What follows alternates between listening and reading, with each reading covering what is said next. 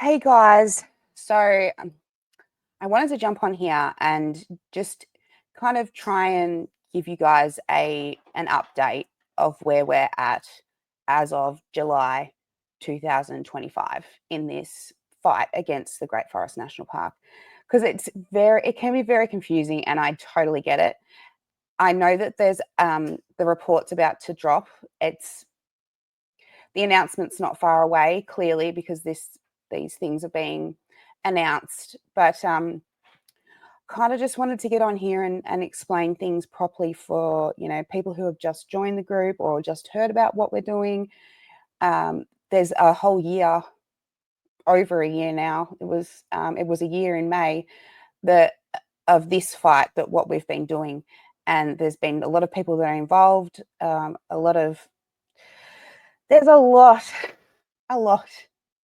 You'll have to excuse me because I usually do these things with Tim, and it makes it easier for me when Tim's around. I don't know why. I've been trying to do these, and I've started and stopped that many times because I just don't do these things on my own. But we're doing it today because Tim's busy. I don't want to stop him from doing what he's doing on his little farm.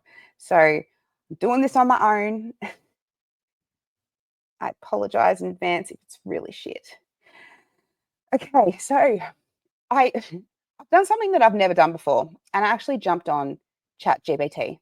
And the question that I asked it was, can you do a breakdown of where we are in the fight against the Great Forest National Park in central Victoria using references from the Facebook group Victorians Against the Great Forest National Park? I didn't think I'd get anything back, and I thought that obviously AI's I'm way behind on AI, okay? So I'll just read out to you what it says, and then we'll go into a bit more detail of what the media thing that I've got up right now. But it says, as of July 2025, opposition to the proposed Great Forest National Park, proposed, in central Victoria remains robust and organised, with significant activity centred around the Facebook group Victorians Against the Great Forest National Park. This group has grown to over 24,000 members and serves as a hub for coordinating protests, sharing information, and mobilising political action. I thought that was pretty cool. Like, this is what AI thinks of us. So they've said that our key concerns, and it's done a bit of a rundown of our group and what our group's about. And it is really hard to, because there's so much constantly, it's really hard to bring it all up all at once. So this has been really helpful. So key concerns from the opposition, us. Members of the group and affiliated supporters express several primary concerns regarding the Great Forest National Park proposal. So the first one is access restrictions. There is a strong belief that the park would limit traditional recreational activities such as four-wheel driving, hunting, fishing, horse riding, and camping. Opponents argue that these restrictions threaten rural lifestyles and community traditions. Very good wrap up. That's exactly what our concerns are. So great. Then number two is economic impact. And it's the potential negative effects on local economies, particularly in towns like Eildon and Marysville, are of significant concern. Residents fear that tourism and small business reliant on forest access could suffer. 100%. Funnily enough, AI hasn't picked up on our fire stuff, the chance of bushfire, our fire mitigation, the fact that parks are just locked and left. We all know the concerns surrounding that, so I won't go into that again. But yeah, that is number three. They haven't listed that, AI. doesn't know everything. And then number 4 is cultural and land use rights. Some community members are wary of increased land transfers to traditional owner groups, fearing that such moves could lead to further access limitations or changes in land management practices.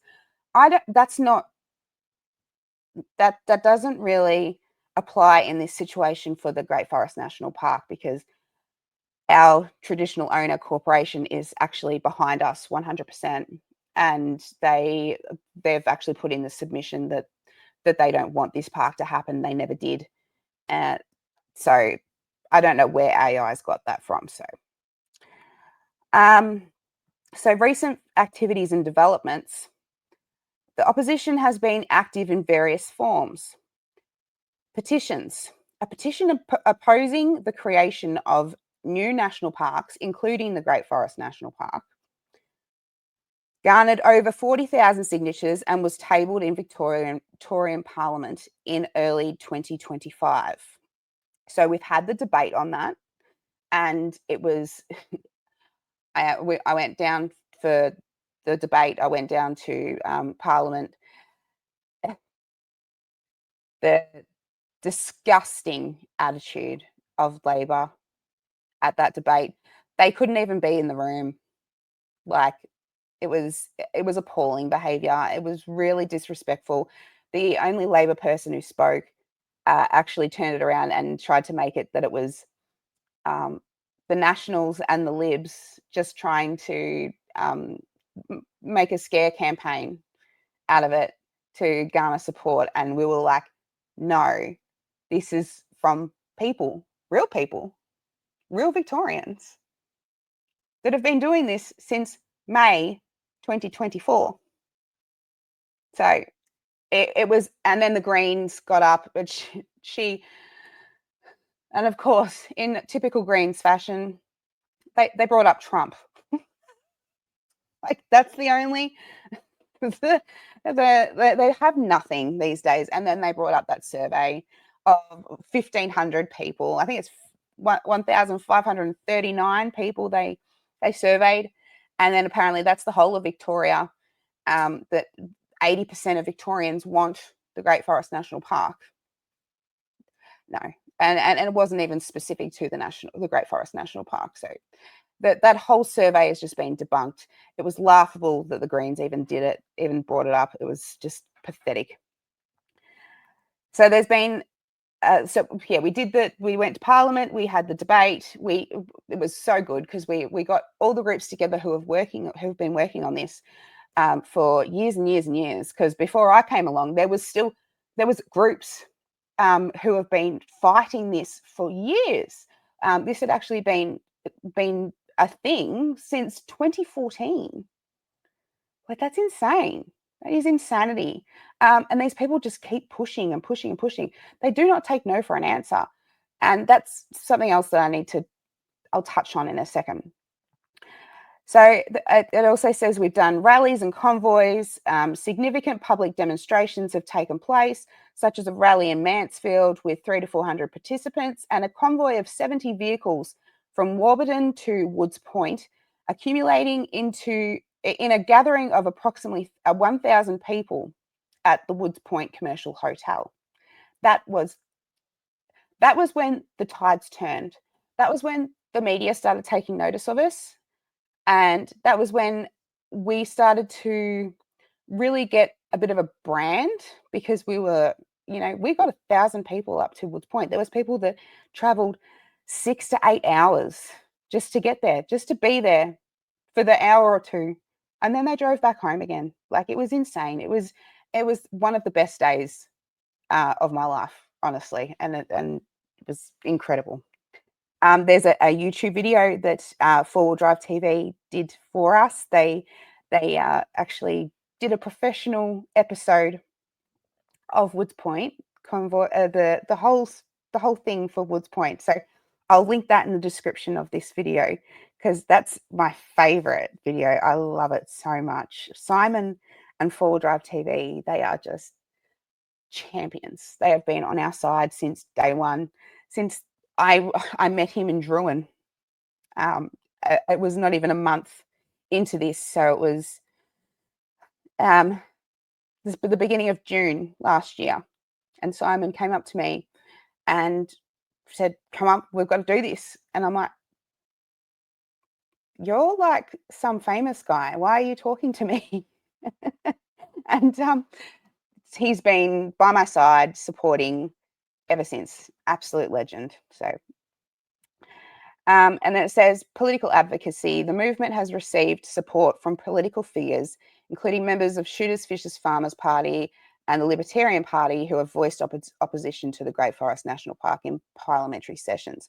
It's not actually correct because our group hasn't actually had any support from Shooters Fishers Farmers. I look, they've had their own fight. They've been doing their own thing. That's totally fine. We don't. We're not a political group. The petition that we kind of took over from Bush Users Group was sponsored by Melina Barth from the Nationals. So this was apparently a big national, big scaremongering thing from the Nationals and the Libs, but we've had significant support from the Nationals. The Liberals have been behind us. They've been Wendy Lovell did another petition for us. Wayne Farnham and a few others have spoken about it. Renee Heath has come and been at our forums. There's been a lot of political support, but from all political parties. And we do not have an affiliation at all with any one political party. We work quite well with the Libertarians, with David Limbrick and a few others. One Nation, they've been very helpful with us with all of this. Ricky Lee is just a champion. She is amazing for Victoria. Make sure you vote for her again in the next election because she needs to remain in there. She is a champion. But we haven't had yet. We haven't had a lot of support from any type of unions or big organizations. We've been very much grassroots. We are not backed by pro-logging. We are not backed by anyone who is for logging. We are backed by Victorians, people who just don't want to see this park happen. And like these people have realized, we're not the minority. We are the majority. They just think that they're the majority. But so the current status, this is what AI says, the current status of the Great Forest National Park proposal, despite earlier commitments, the Victorian government has delayed formal legislation to establish the Great Forest National Park. Kind of true, but I think it's referring to Wombat. But this has been going on since 2014. The Libs passed it up. They've said that it's been an election issue for years and years and years. But every single Victorian premier and everything, every year, every election has said no.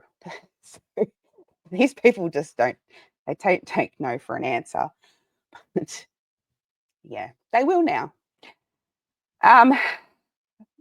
This postponement has led to frustrations amongst both supporters and opponents of the park. The delay is attributed to the complex balance between environmental conservation efforts and the interests of rural communities.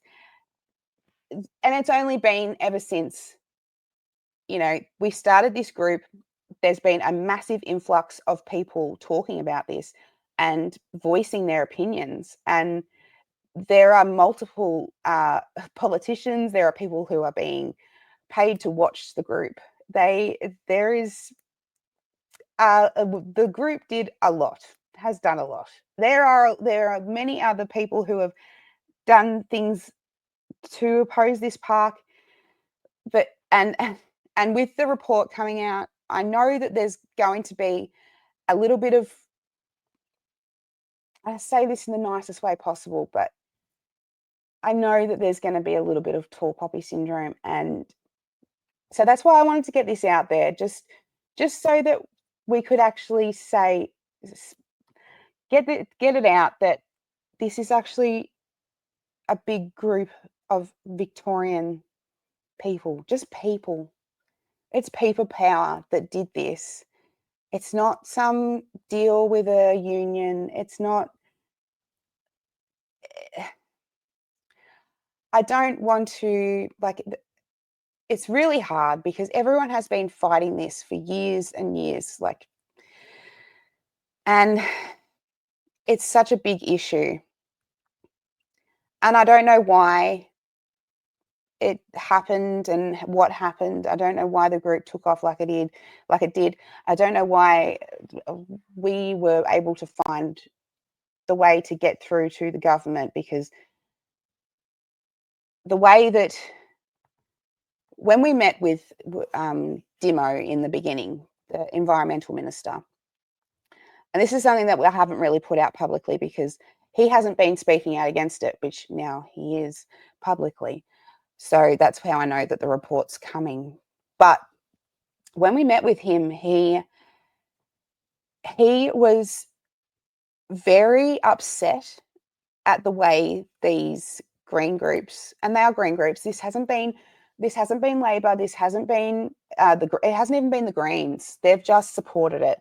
These are conservation groups. So the Wilderness Society. There's a whole heap of there's 30 different groups who are backing this. They've got enormous money behind them. But the main people who are on the board of the Great Forest National Park is Sarah Rees. David Lindenmayer is involved. He's an ANU professor. But then there's Stephen Meacher, who's friends of Leadbeater Possum. These people have been pushing this park for years and years and years. And there's been significant pushback the whole time. And I don't want to say that didn't have any effect, because it did. It's been a huge, big, accumulative effort to make this happen. But that's where I'll bring this latest announcement into things from Field and Game. So it's from the ETU Delegates Conference. So there has been talks with the ETU in the past. They've never spoken to me before, ever. Never reached out to me. Never. I've never worked with them, dealt with them. Nothing. It would have been nice, but and also Field and Game. Obviously, they've all been doing things on the side to the government, and that's amazing. We all need to be pushing. We all needed to be putting our little things in, and having different angles and meetings and all that sort of stuff. And these people have direct contact with the government, where we had to work our butt off to get that. We actually were seen as stakeholders. A Facebook group, we're seen as stakeholders with the government. So that's massive. That's a huge accomplishment. And I don't want that looked over. I don't want that to be belittled, because I can see what's going to happen, and it happens everywhere. It's happening with the Western Australian firearms stuff. There's hunting organisations who are doing this. Everyone just, and I get it, but I don't want it to be taken away from the 24,000 people who have been in this group and supported us and done all the work that has really pushed the public opinion on this, and got the public opinion into government. So Field and Game, haven't heard from them either, but they've been doing their own thing, obviously. But they've come out and they've said that today, Field and Game Australia CEO and staff were pleased to attend the ETU Delegates Conference. I don't even know what that is. So, where we heard directly from the Minister for Outdoor Recreation, who is also the Minister of the Environment.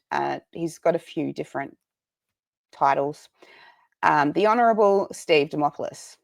The Minister made it clear that the Great Forest National Park is not, and never has been, a Victorian Labor government initiative, which we knew. We always knew it. We knew that this wasn't Labor bringing, this was conservation groups, this was the Wilderness Society, this was all that type of stuff. And that's exactly what Dimo said in our meeting. He was quite anti Great Forest National Park because of the things that they had done. They actually sent someone to his house with their propaganda material. And it was really shocking to hear what these people would do to try and get this across. And they've done some weird things. But Dimo was not impressed with their tactics whatsoever. So if you're listening, Reese, yeah, I would turn that around and change the way that you're doing things, because you're a bit on the nose. But all along, the minister has said this is not to do with Labor. We do not support this park. We're trying to, and he actually formed the Great Outdoors Task Force because VIAC was bringing back, whenever VIAC was going in and doing assessments, all they were saying was make it a national park, make it a national park. And Dimo actually saw that, and that's why he created the Great Outdoors Task Force, where they were given the specific activity of going and finding ways we can, that the areas that were used as for native forest logging could be used better and still keep Victorians in the outdoors. So he's very much about people being able to use public land and keeping people out in the bush. He's always been like that. It is hard to trust. Well, you never trust a politician, but it's hard to believe what a politician says. And I walked away from that meeting very skeptical, but everything that he said at that meeting to us has played out, and I can't fault him for that. So they've said, Field and Game have said, he stated that they do not support and will not implement a Great Forest National Park. So this is the first time that the minister is actually coming out publicly saying that there will be no Great Forest National Park. But these people have made it so that if the Victorian government were to implement this park, it could bring in significant money for them through carbon capture, all that type of stuff. They've made it so that it could be a green bond, so there could be international investors that would invest in it. They've really, really tried every single angle on this, and yeah, like even getting their guide printed and then their article coming out about why they did that, like, you fake it, you make it. Well, that hasn't worked, has it? But yeah. So right now, where we stand is that the silent majority turned into the loud majority, and we defeated the screeching greenies, the screeching minority, because we put out there that this is what the public want, and it's not a park. So having real people power that don't have an organization behind them, don't have vested interests. I still am not a Bush user. you just, you've got to fight for what's right. So that's what we've been doing, and it's paid off. I'm not calling this until I see the actual report, but I have actually heard from a few different stakeholders that this is the outcome. This park will not be implemented. And sorry, I have to do it. Womp womp. Sorry, losers. So right now, where we stand is the minister is finally coming out publicly and saying that there will be no Great Forest National Park, where he was only saying it privately in the past. That's massive, and that's great for us. You're going to see the screeching greenies carrying on the next couple of days. It's going to be a big media circus, I can guarantee it. They pay people to run articles on them. We saw what happened with the Today Show, all that type of stuff. It's easily pulled apart though, so they're not very good at what they do. So where do we go from here? From here, we have to keep the pressure on. We cannot become complacent, and we cannot think that this is, it's all over. That this isn't all over. It's not over until we get that report. And then even when we do get the report, the Great Forest National Park people are still going to fight for this. It's every single time they've been knocked back, every 4 years they've been knocked back, they have still continued on. So it's been 11 years of them doing this. So this isn't going to stop them. And there is millions and millions and millions of dollars behind this park. There is a significant amount of money that's been spent already trying to get this park up. There is people who have got registered ABNs who are for businesses for ecotourism that would have been in this park. So people, they're not going to stop. So we need to cut the head off the snake. I know how we do that, and I'm going to be working towards doing that. So don't think that this is over yet. I'm not telling people outright the way that we do it. It's going to be very well kept under wraps, but I do know how we cut the head off this snake, and we make sure that this never ever pops up ever again. And now is when it's going to get nasty, and it's going to get nasty. So I am really going to need your support and people behind me now more than ever. And yeah, so we just wait for the report to come out. We wait for the official thing from Demo.